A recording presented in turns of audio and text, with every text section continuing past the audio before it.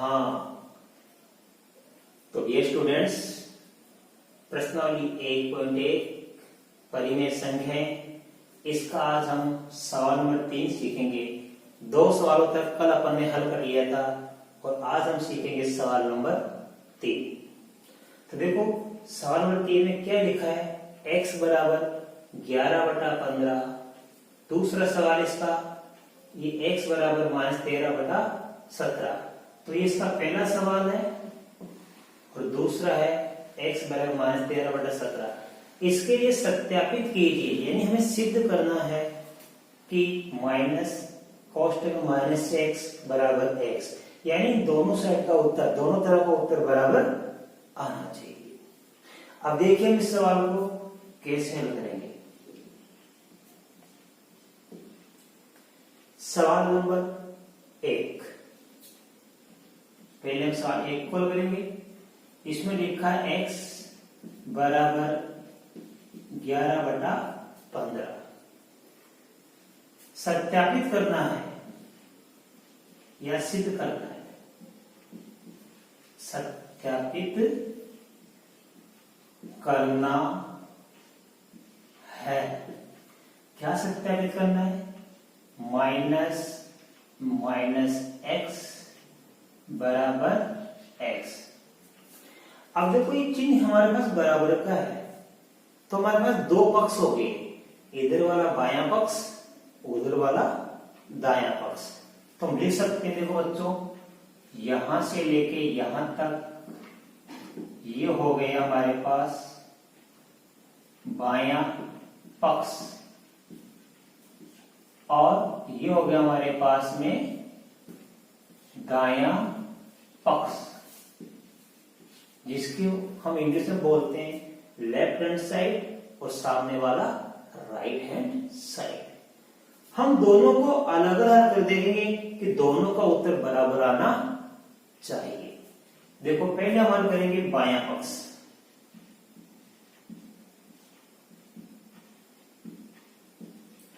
बायां पक्ष minus x, ठीक है। अब पहले समझो x का मान क्या लिखा है, 11/15। तो हम इस x की जगह लिखेंगे 11/15। देखो क्या आएगा, ये माइनस का माइनस, ये माइनस का माइनस, और x की जगह लिखेंगे 11/15, ठीक है। अब इसको हम हल करेंगे। हमने आपको सिखाया था कि जब कोष्टक पर माइनस का चिन्ह और अंदर ही माइनस का चिन्ह है, तो गुणा करते समय, क्योंकि समान चिन्ह है दोनों, और गुणा करते समय समान चिन्ह हमेशा धनात्मक बन जाता है। तो माइनस और माइनस का गुणा करने पर प्लस बन जाता है। तो माइनस माइनस प्लस बन जाएगा, प्लस का 11/15। अब प्लस को लिखने की आवश्यकता नहीं है। जब कोई चीज नहीं होता है तो वो हमेशा धनात्मक माना जाता है। माइनस का होता तो हम यहाँ माइनस लिखते, ठीक है। तो प्लस के लिए प्लस लिखना जरूरी नहीं है, ये प्लस नहीं है, माइनस माइनस प्लस, प्लस का 11/15। ये हमने बायां पक्ष हल कर लिया। अब हम करेंगे दायां पक्ष। यहां सामने कर लेते हैं हम दायां पक्ष।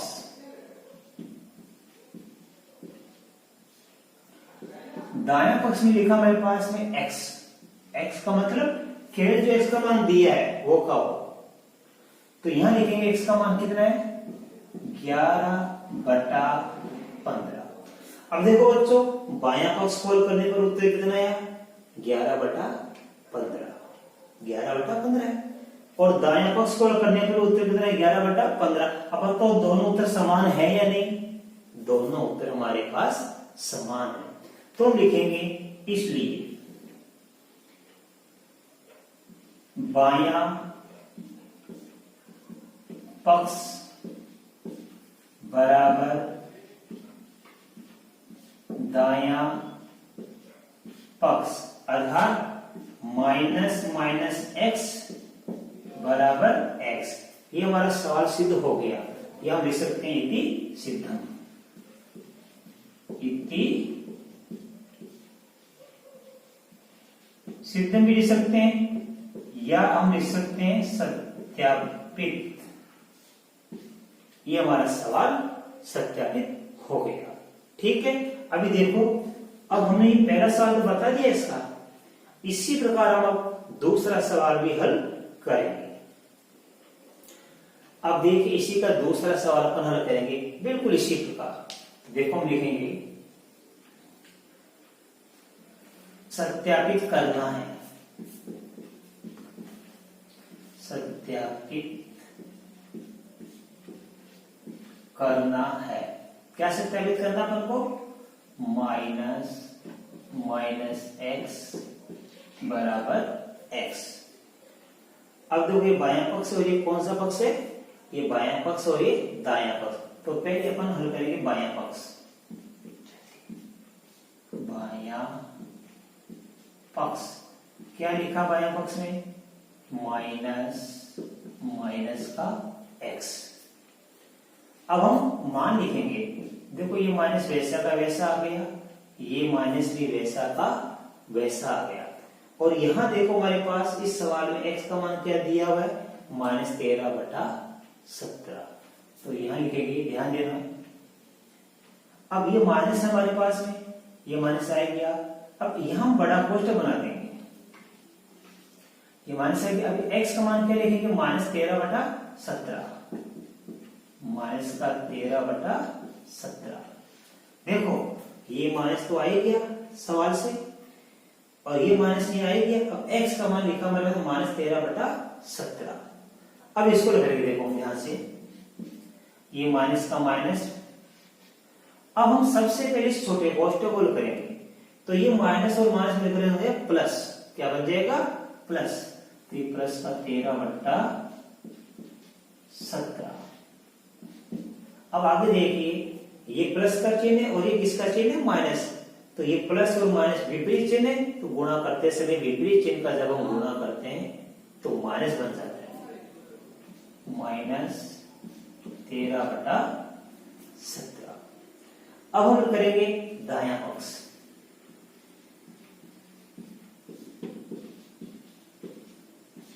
दायां पक्ष में लिखा केवल x, अर्थात जो संख्या दी वो की वही लिख दो। x का मान दिया -13/17, -13/17। अब देखिए, बायां पक्ष माइनस x का उत्तर कितना आया? -13/17। अभी देखिए, दायां पक्ष का उत्तर भी कितना आया? -13/17। अब हम लिखेंगे इसलिए बायां पक्ष बराबर दायां पक्ष, या -x बराबर x। दोनों तरफ उत्तर बराबर आ गया। और ये हमारा सवाल क्या हो गया बच्चों? सत्यापित। कैसे सत्यापित हुआ? क्योंकि हमारे पास बायां पक्ष भी कितना आया? -13/17, और दायां पक्ष भी कितना आया? -13/17। दोनों उत्तर बराबर आ गए, दोनों तरफ हल करने पर, बायां पक्ष और दायां पक्ष। तो ये हमारा सवाल सत्यापित हो गया। अब देखिए नेक्स्ट क्वेश्चन। सवाल नंबर 4 सीखेंगे।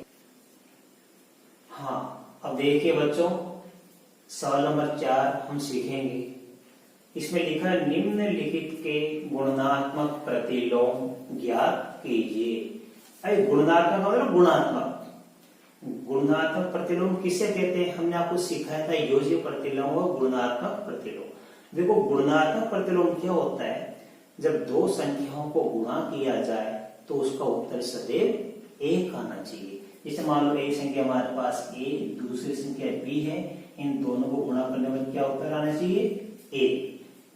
तो ये कहलाती है हमारे पास गुणात्मक प्रतिलोम।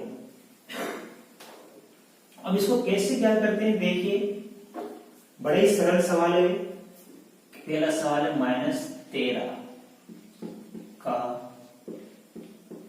गुणात्मक प्रतिलोम।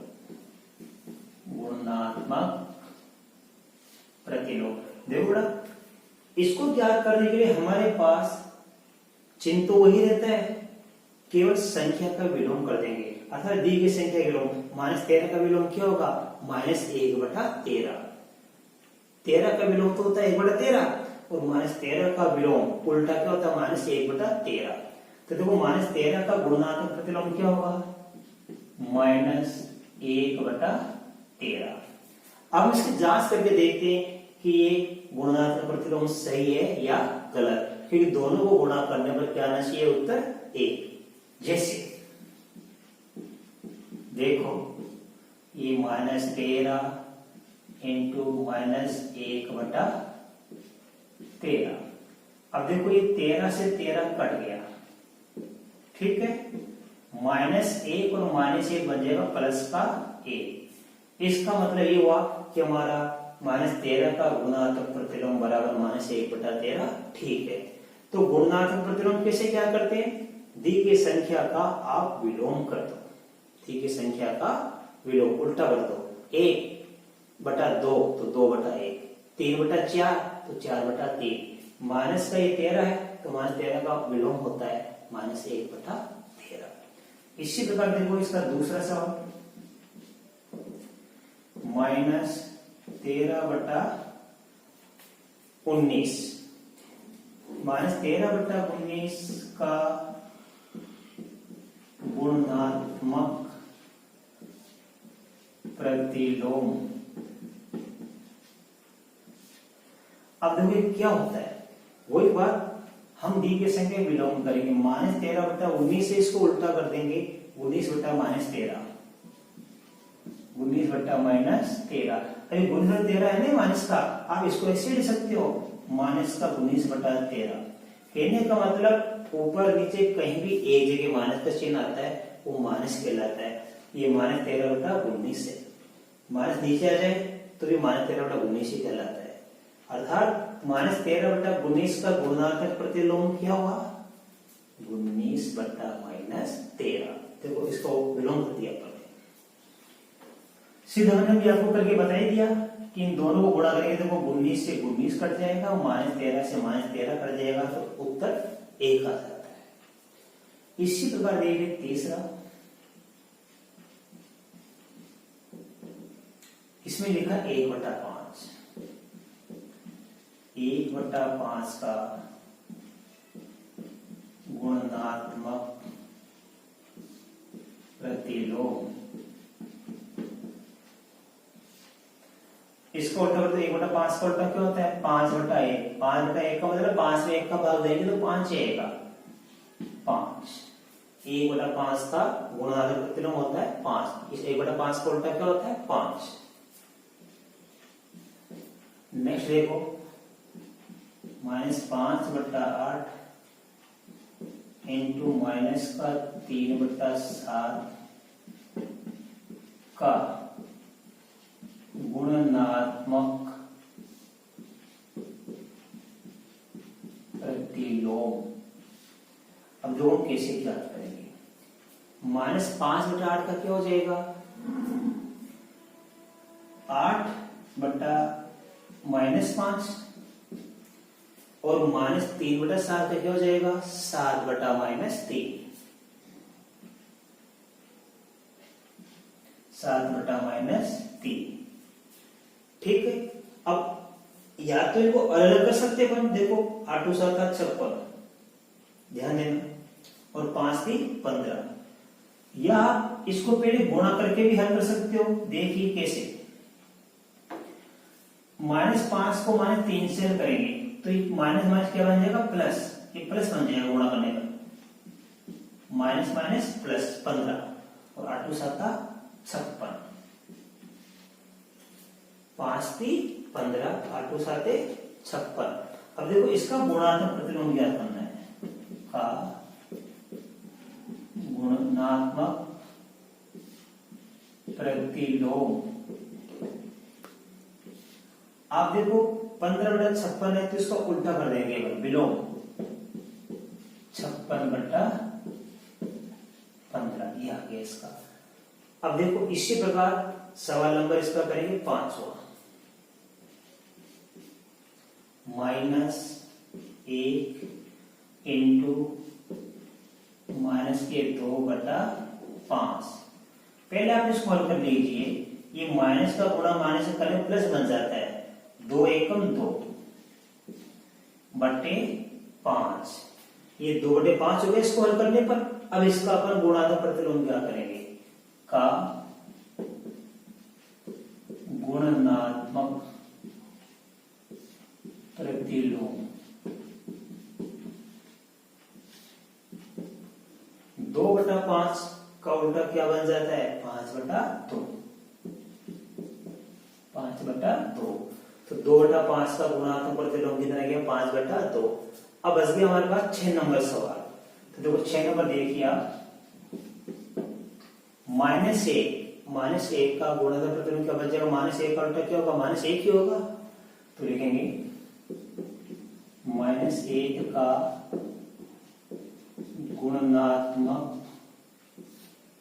प्रतिलोम ये बन जाएगा बराबर -1। 1 का भी 1 होता है, -1 का भी -1 होता है। गुणात्मक प्रतिलोम आपको अच्छे से समझ में आ गया। किससे कहते हैं कि जब दो संख्याओं का गुणा करने पर गुणनफल 1 प्राप्त होता है तो दोनों संख्याएं परस्पर गुणात्मक प्रतिलोम कहलाती है। कैसे क्या करते हैं, बस दी गई संख्या का विलोम कर दो।